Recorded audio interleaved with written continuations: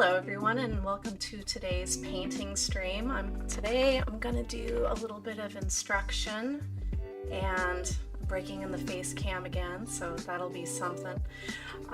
If you are interested in the reference photo, it is available on the painting Discord and the links are in the channel information or in my bio on Instagram.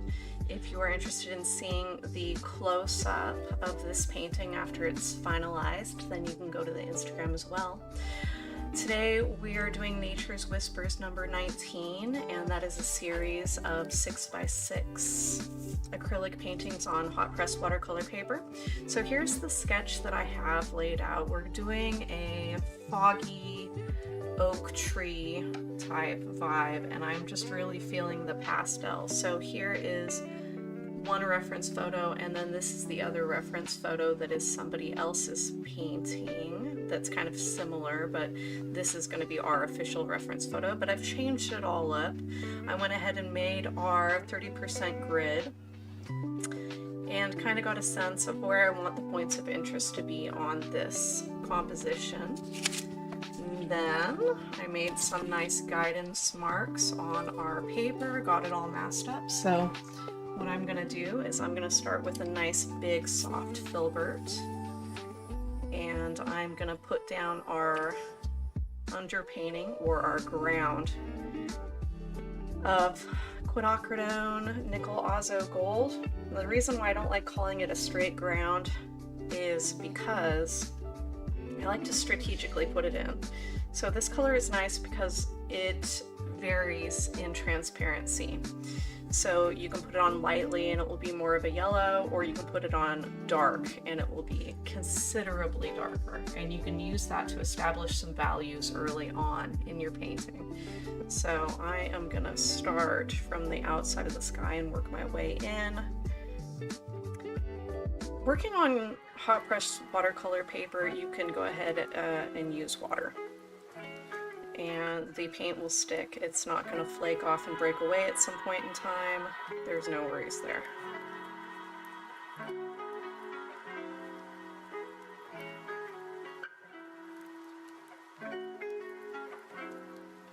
Just kind of massage the brush marks away.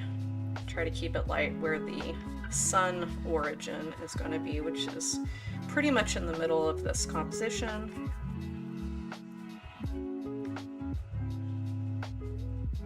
Add a little bit more paint. The tree line in the very background is going to be a little bit darker. And then of course, since it's super foggy in this scene, the base of that very background is going to be a little bit lighter.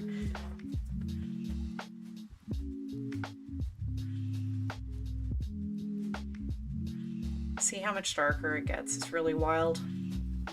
It's a great tool.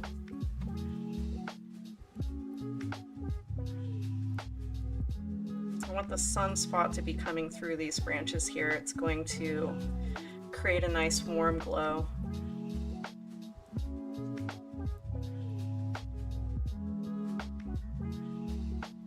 And I'm going to do a lot of negative painting on this tree as well, which is why I'm not leaving a whole lot of sky holes. I'm going to fix that at the end. I also want the tree's left side to come down and touch the ground. I think that makes for a nice effect. It like hugs. When the outside edges of the painting are a little bit darker, it like keeps your eye inside of the composition. Which anytime I have an excuse to do that, I will try to do that. I think it's a really easy thing to do.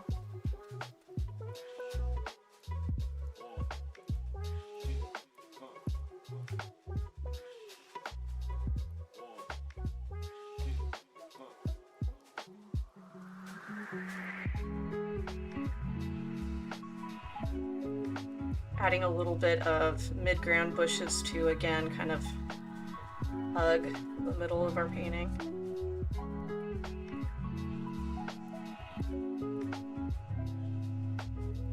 This dries super fast as well.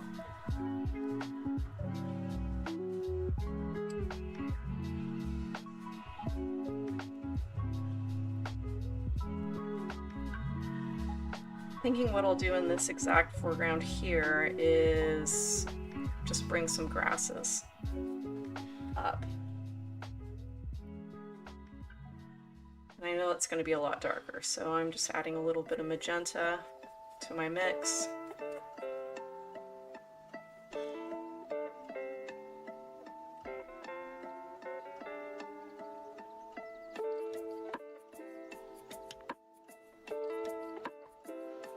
Changing the angle of my brush to get some different shapes here.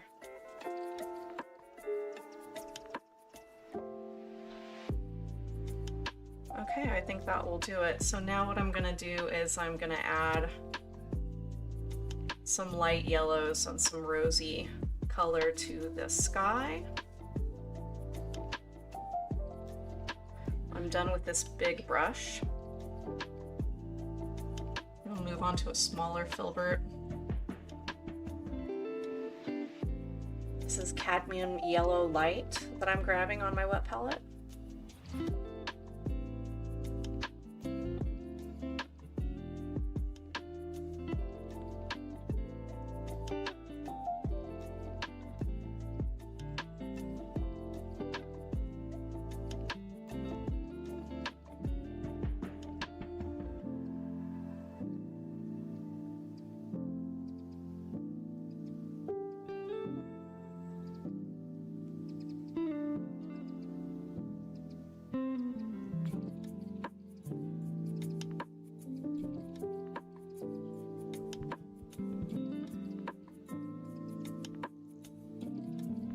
I'm just scumbling or dry brushing it to fade it out.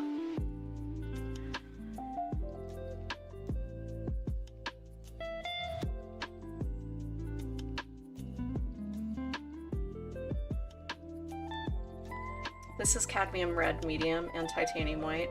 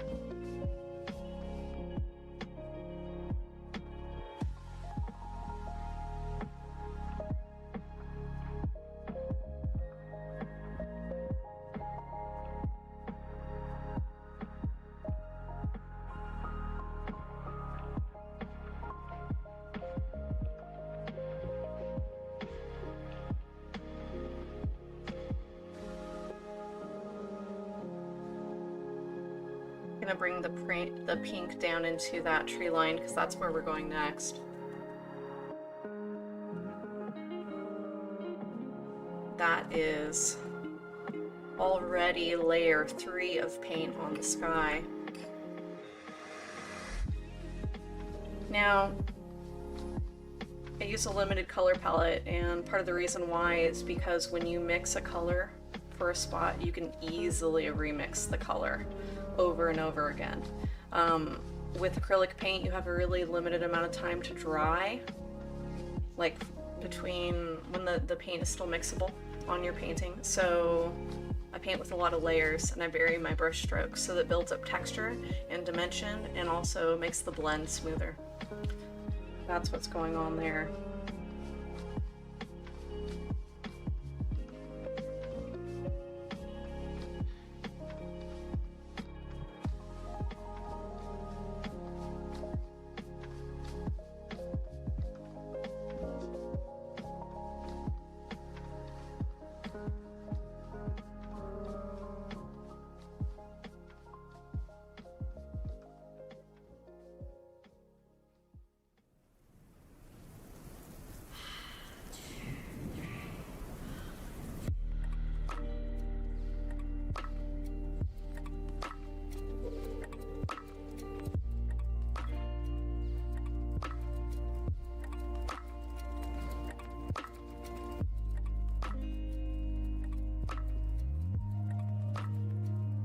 I'm going to add some quinacridone magenta to the edge here, and this is cerulean blue.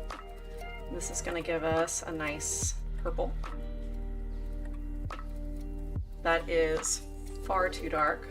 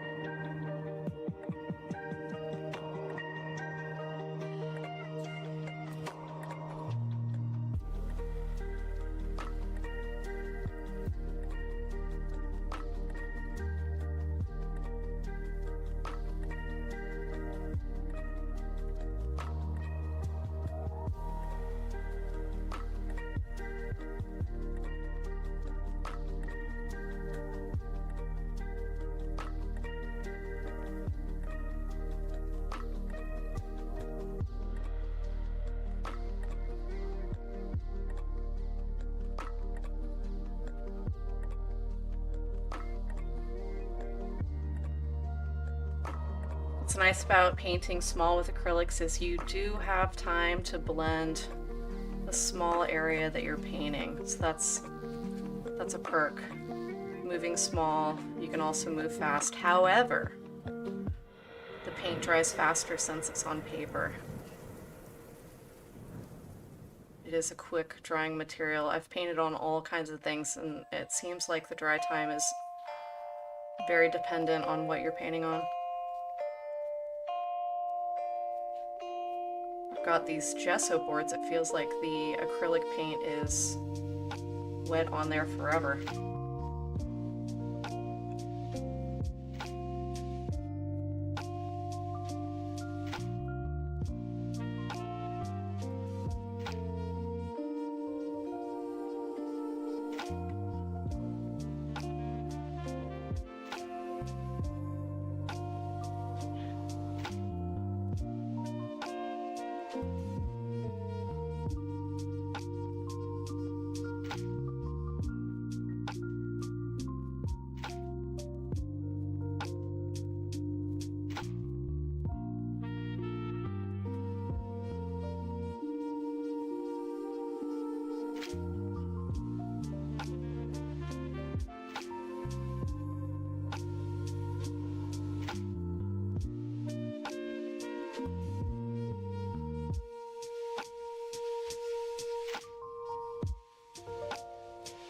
Okay, now we're going to go back to the sky. I'm going to bring some of that paint, the pink, over the purple background trees that we just painted in.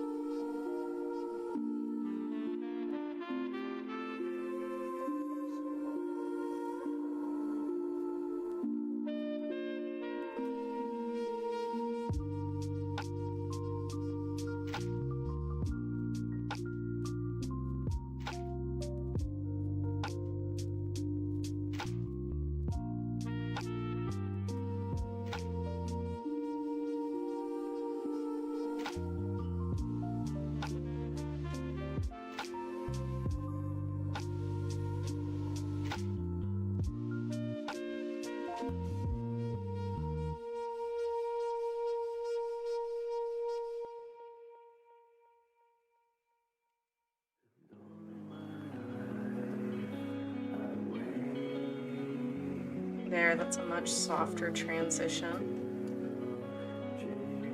I'm gonna get that brush rinsed out really well because I'm gonna use a white yellow now and blend from the sun point out over into the pink area.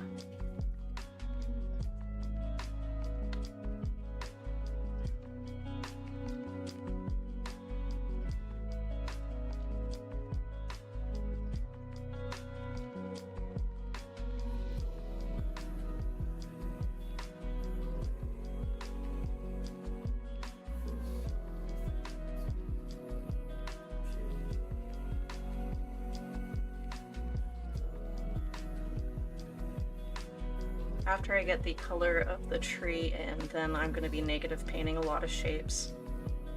Ooh, that should be purple. That spot right there, so I'm going to have to fix that.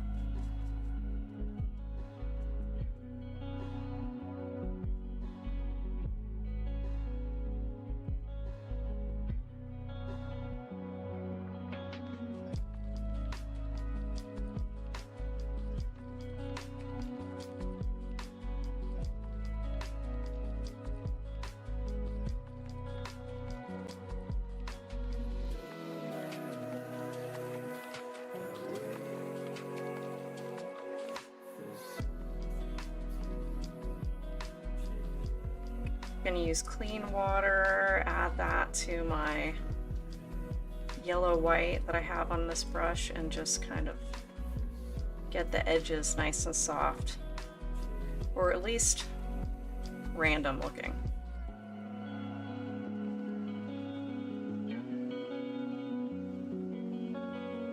When you're working on such a smooth surface, all of your brush strokes really matter.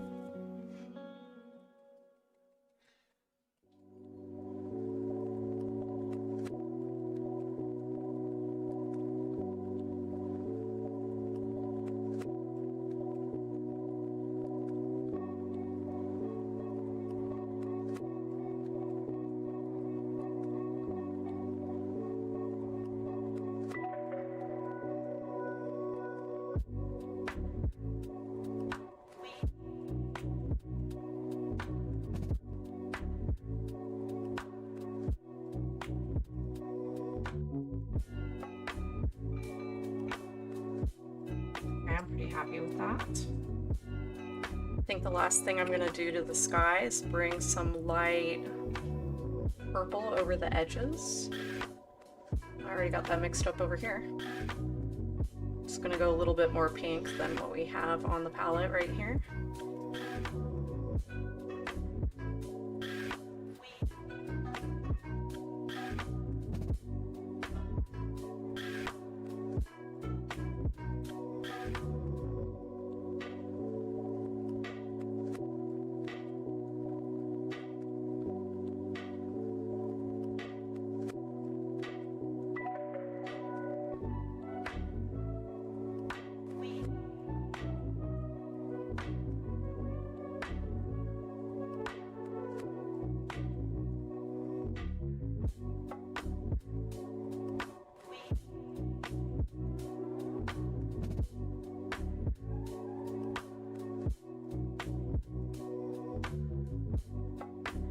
Doing a above average amount of dry brushing and scumbling on this sky.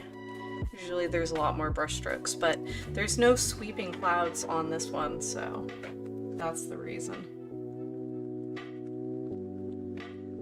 I don't mind a painterly gradient because you're not going to get something as smooth as using an airbrush here. And the reference photo we have, the gradients are so perfect and smooth and photographic. You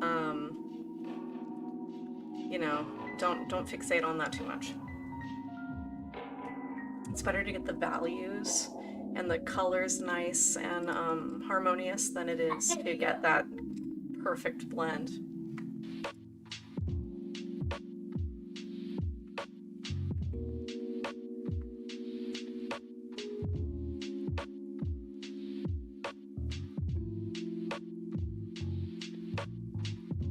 Now, I think I'm done with this filbert, or at least for now. I'm gonna put this one aside.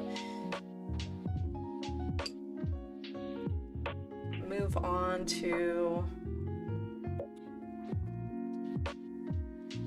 possibly this new flat brush that I acquired. And then I'm gonna have a point brush ready. Something kind of small. This is a 1. Can I have that on standby?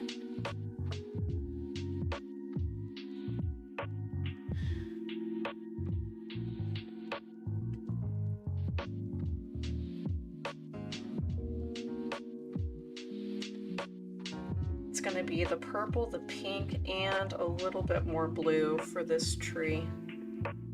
And it's going to be cooler moving away from the sun. And I'm going to go ahead and let some of that texture show through.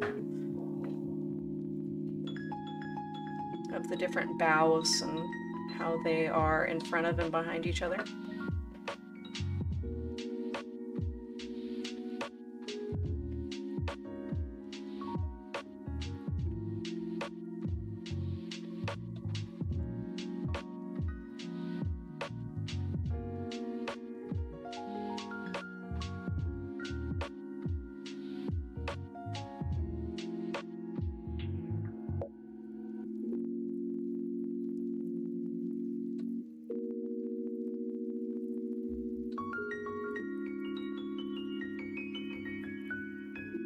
What I like about using a flat brush is you can change the angle of the brush pretty easily and go from thick to thin. It drives me crazy when you see repeating shapes in the brush strokes over and over again. Kind of like when beginners sponge paint something. You see those repeating shapes over and over again. It's detracts away from the final look.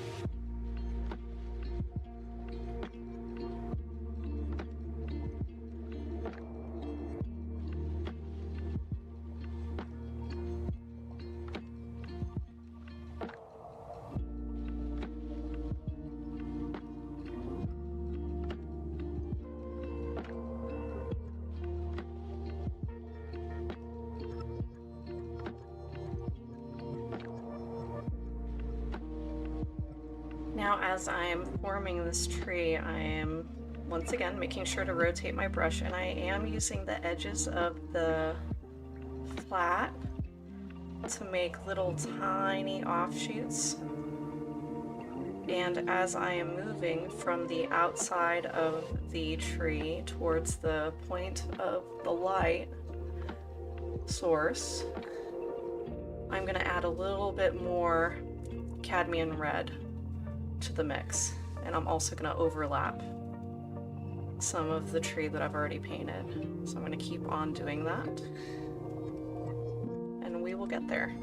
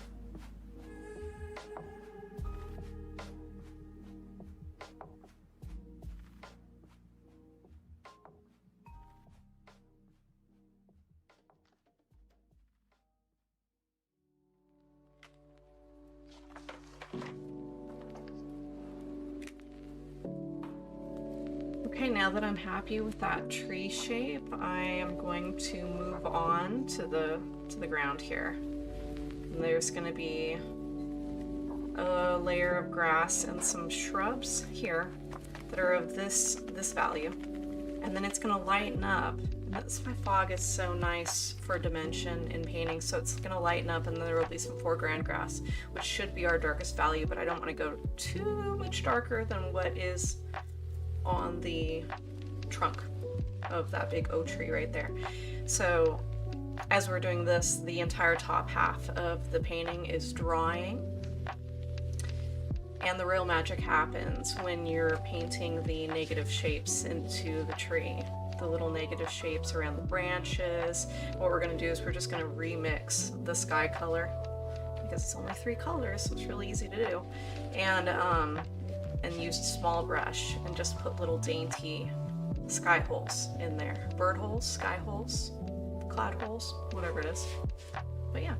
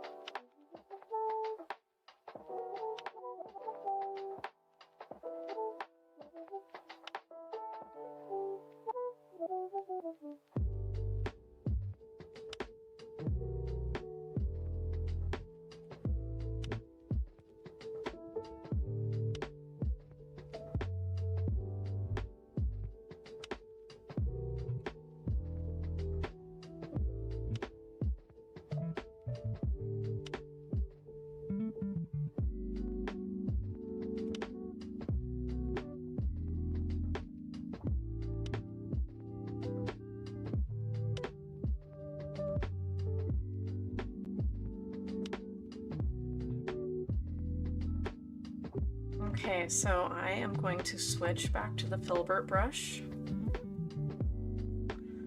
to get this a little bit lighter. Now, when the paint is freshly dry, you don't want to like scrub it too hard. It's just going to lift the layer you just put down right off.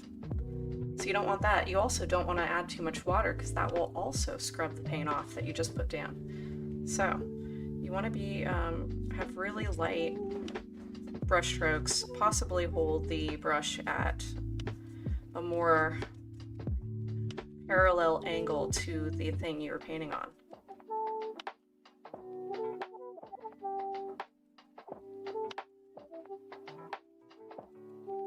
And I would rather let this dry and come back than to put too much paint down, because that's a whole different issue.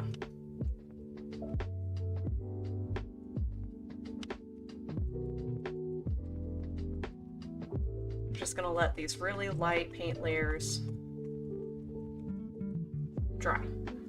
And we can't put the foreground down until we let that previous layer dry. But what we can do is we can go up into the tree and start painting those negative shapes, because all that stuff is dry enough. And I'm going to use that number 1 brush that we put aside earlier.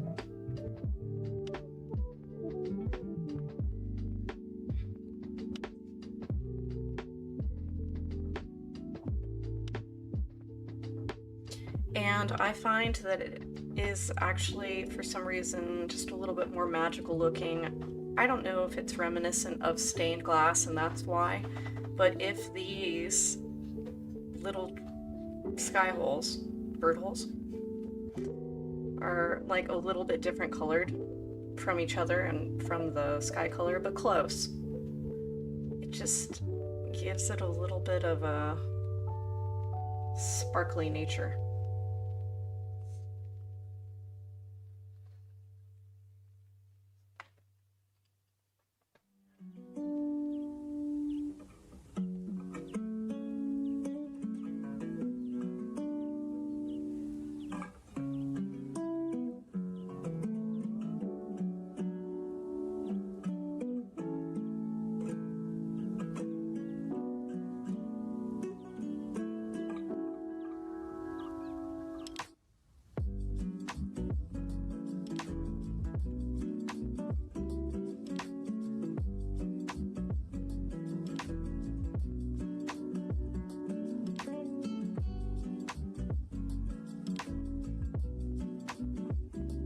Really important when you're doing this not to repeat shapes, and you can kind of have to keep in mind where the trunk is behind all these leaves, and just generally, and also kind of keep it in your mind where the secondary branches are going and where the foliage might be lightening up a little bit. So there would maybe, depending on the kind of tree that you're painting, would be more sky holes in that area.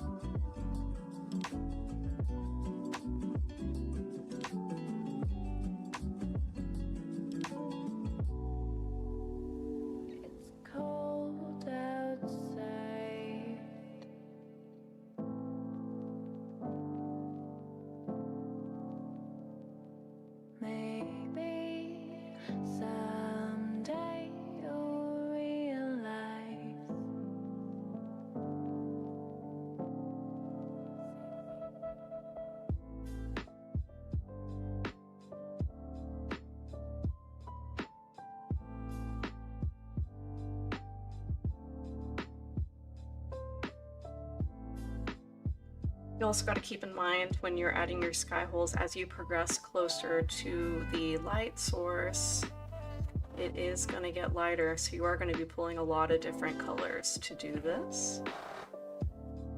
And you might have to go back and make them a little bit more opaque or adjust them, that's fine too.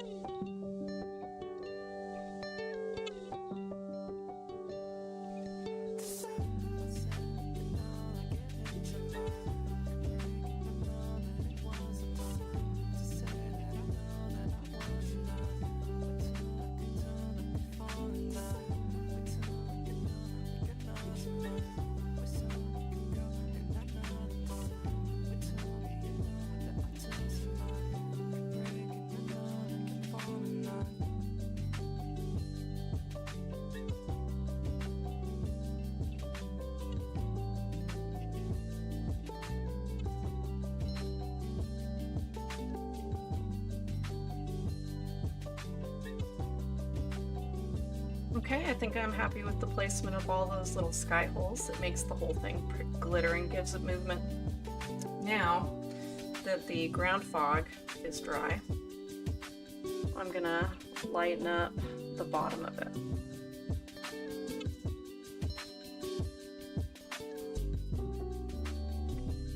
Kind of lightly scrub some transparent light purple on there.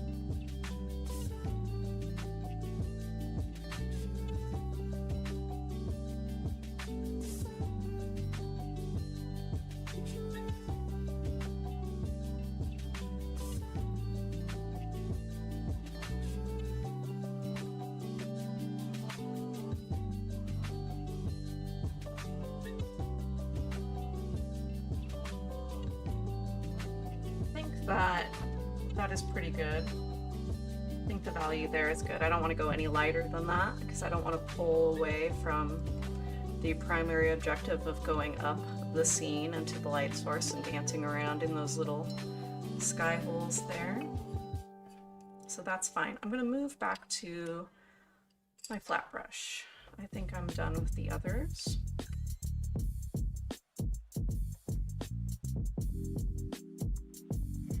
So I'm going to make this a little bit darker than the mid-ground, but not a lot. And I'm not going to bring any more colors into it. I know I don't think it was both reference photos. One of the reference images, the inspired by image, has the foreground becoming more green. I'm not into it.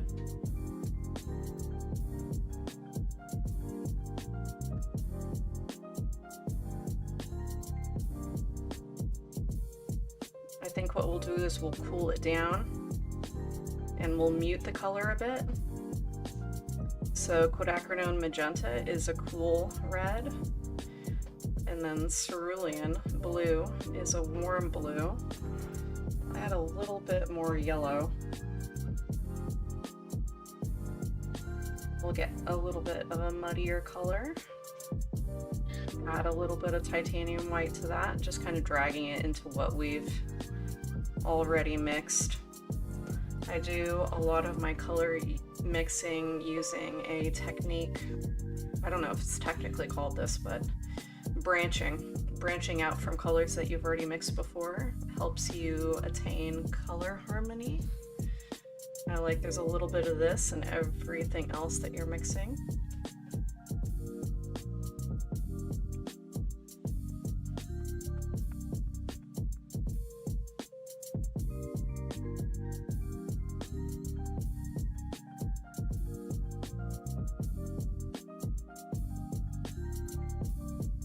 Changing the angle of my flat brush a lot right now for this. Make sure there's no repeats, or at least try. Where you see some repeats, you can just create another layer. Just keep going.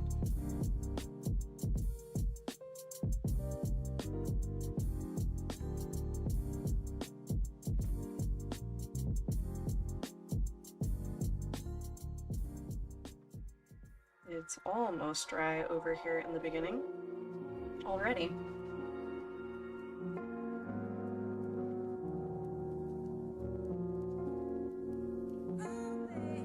I'm going to leave a little bit of the underpainting showing through the blades of grass. It gives it dimension. Don't want to cover everything. It's why we start with a complete coverage of the painting in the very beginning. That way you can leave some of that warmth and that glow showing through at the end, and it's still covered.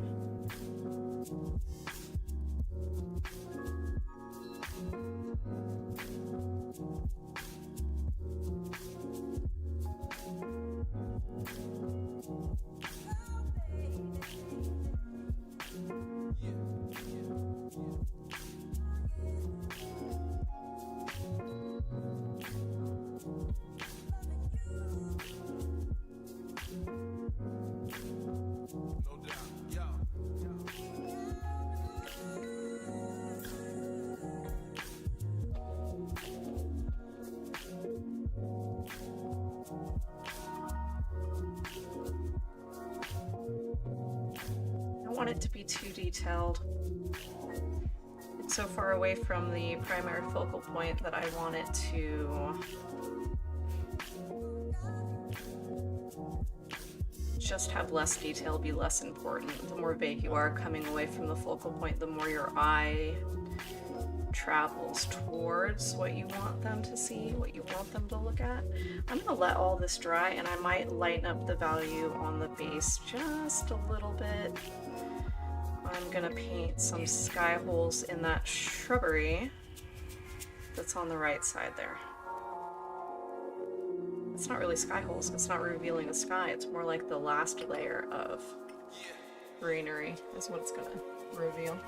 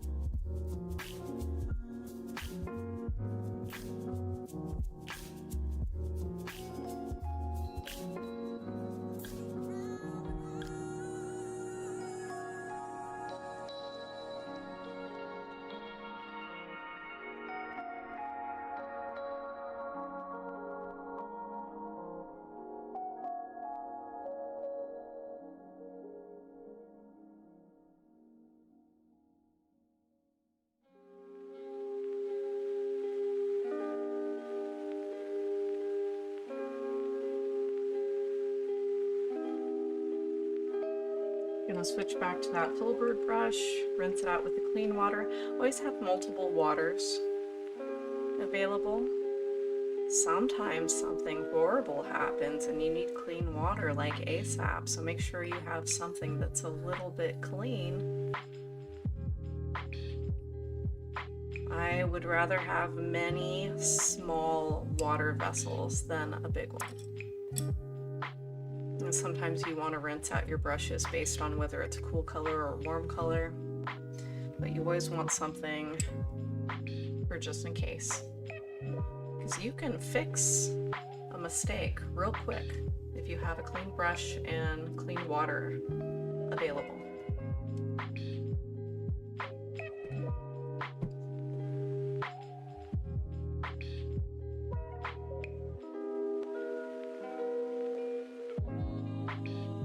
I'm going to use very thin paint for this because I don't know how much I really want to do. Yeah, I'm gonna scrub it on.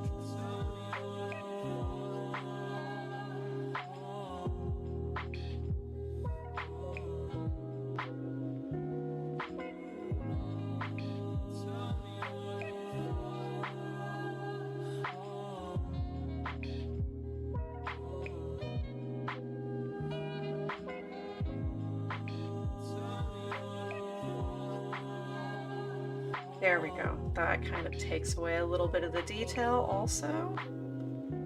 Very nice.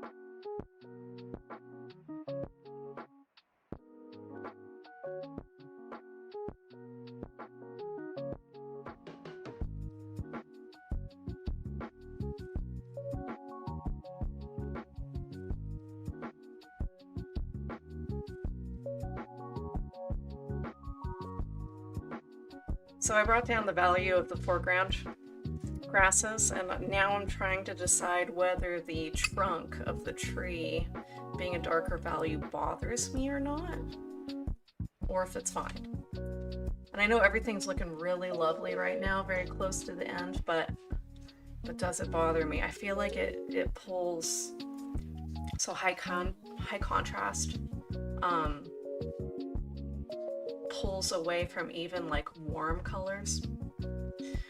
So it's almost like a competing focal point. It's like primary focal point is here where the light is, because there's a lot of detail and high contrast points there in warm colors. But then I feel like your eye, now it's supposed to go down this tree trunk, but like, does it pull too hard, I wonder? It's pretty easy to lighten up, so I'm just gonna go ahead and do that. I'm gonna take some really transparent paint. It's gonna have a lot of water in it, and I'm just going to, it doesn't need to be exact.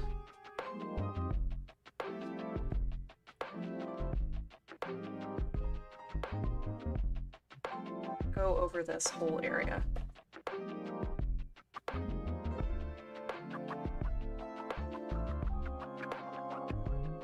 And let's hope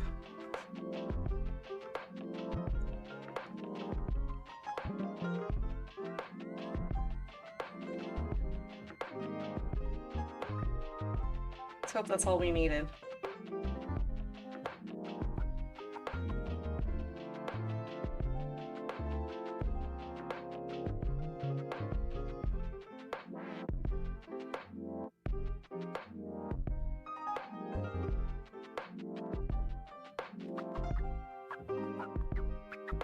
You see me wiping the paintbrush off and coming back.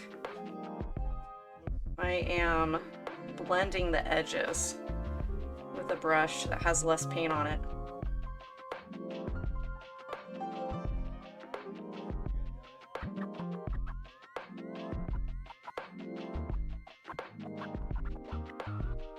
There we go. That did it. Now that's not all the way dry, and acrylic paint changes as it dries. But I think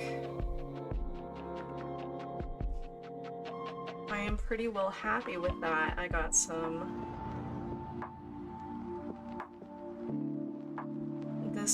the tree line in the very back I'm very happy with that. It's like glowing, which is nice. Now there is a shape, this warm shape that goes over the paint tape, the masking tape. And I'm not gonna want that warm color going off the side of the painting like that, so I'm gonna bring some purple to at least soften that. I don't want that line leading you out.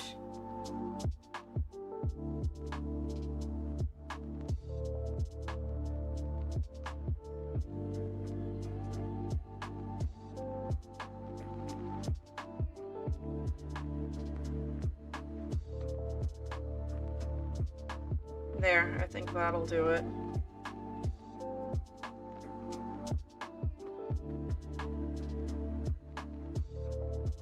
Okay, I'm happy with that. All the little tree shapes. I like how there's some variation happening here. Thank you so much for hanging out with me for Nature's Whispers number 19, and happy painting.